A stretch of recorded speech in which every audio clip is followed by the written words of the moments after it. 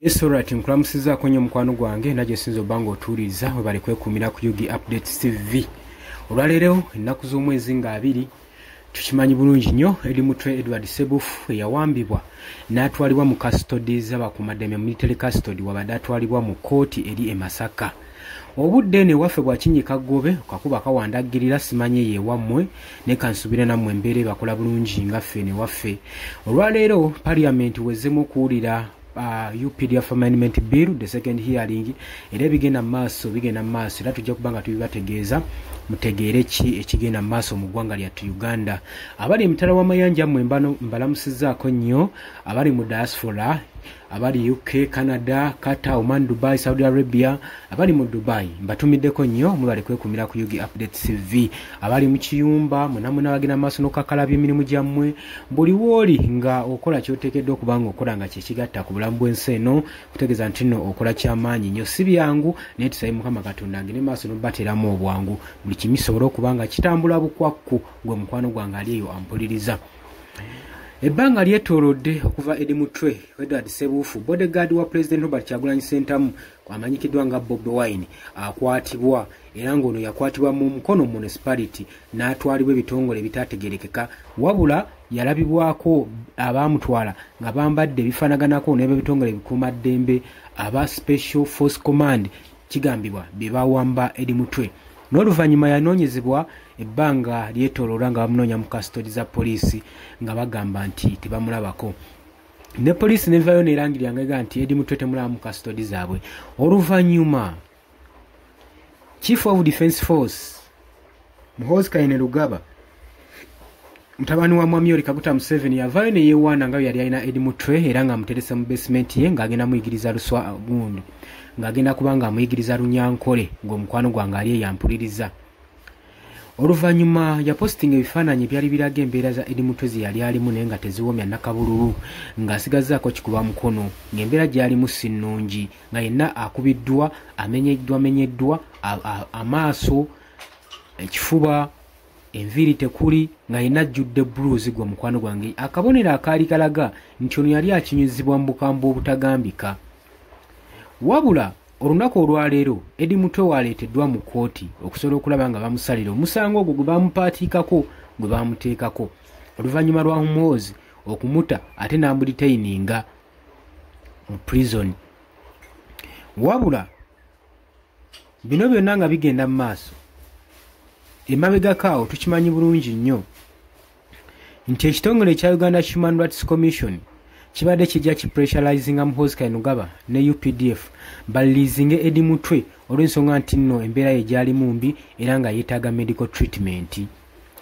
Kaakati baagaana era edi mutwe yalemererwa okuteebwa wabula leero waze mu kooti alabikiddwako n'obukosefukosefu nga mumenyefu nga n'okuyimirira tasobola azze ng'alaga ng'omuntu atalina maanyi nga n'embeera mbi nnyo badde maziga na biboobe nga edi mutwe agenda maaso n'okuyimirirako okwogera wabula nnyonnyodde buli kimu kye baamuyisaamu era n'agamba omulamuzi embeera ye nga weetali nnungi nnyo embeera ye teyeeyagaza awulira obulamu bugenda.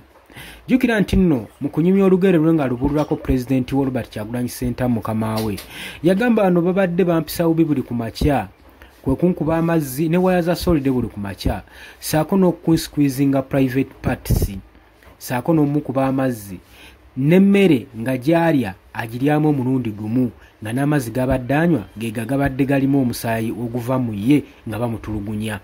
Kakati kino kiba kikulaga ebuzibu n'embeera health wise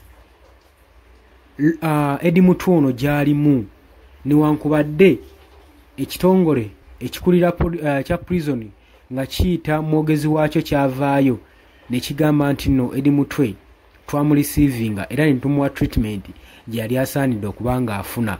Oyo nno yavaayo okwogera oluvannyuma bannayuganda okumusongamu olunwe nga bwe yali agadde ng'ekitongole kino kigalidde edi mutwe era nga kikiganye omulirizinga wabula mu kwewozaako bavaayo ne bagamba ffe tetulina muntu n'omu gwe tukwata wabula ffe omulimu gwaffe kukuuma oyo gwe baba tuwadde ate n'okukakasa nti nno buli ayingira mu kkomera ayisibwa kyenkanyi.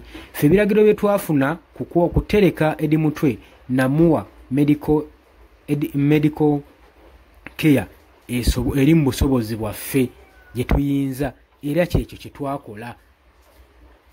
Newankubadde byonna byaliwo, Eddie Mutwe ayongera maaso n'okulabibwako ng'embeera si nnungi, ng'embeera teyeeyagaza.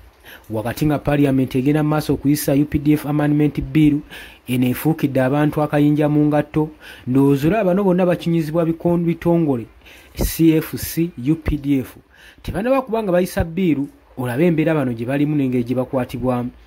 Kati gwe olowooza biiru we namala okuyisibwa UPDF Amendment Bill, olowooza ki ekigenda okubaawo?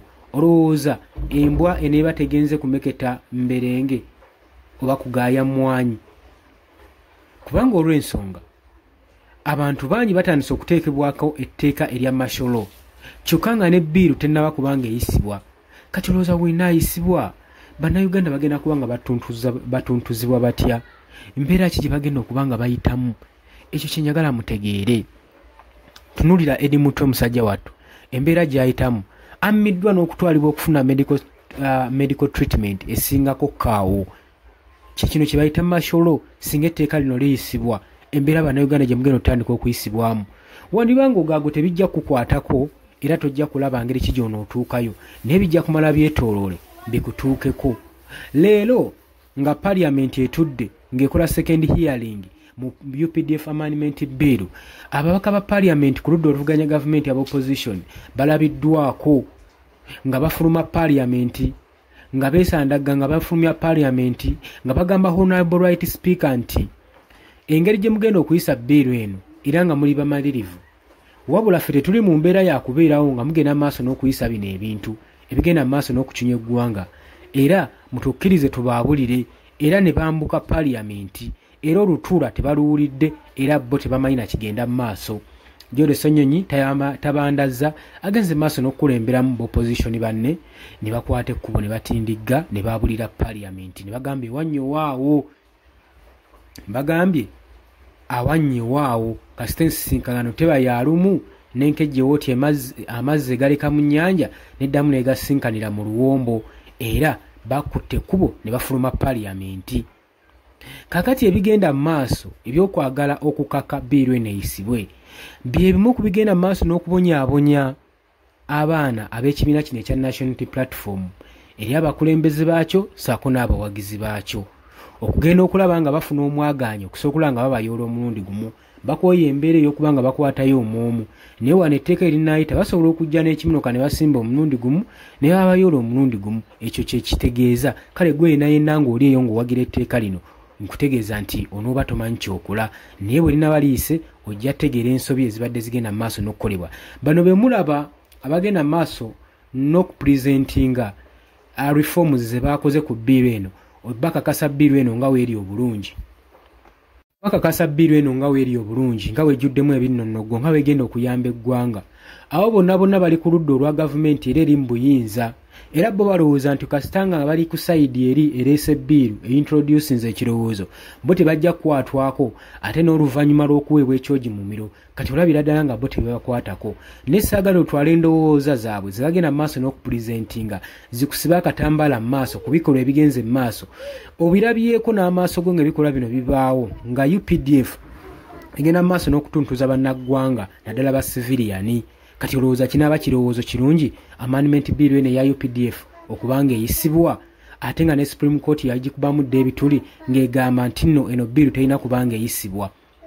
Oli ku Yugi Update Civic osinzira obbanga otuwuliriza, osobola okujja mu comment section n'oteekayo endowooza yo okusinzira gwe ebintu nga w'obiraba. Naye gwe ky'oba omanya, Eddie Mutwe leero waleeteddwa mu kkooti e Masaka okusobola okulaba ng'asalibwa, naye embeera tewoomya nnakabululu gwe mukwano gwange ali eyampuliriza.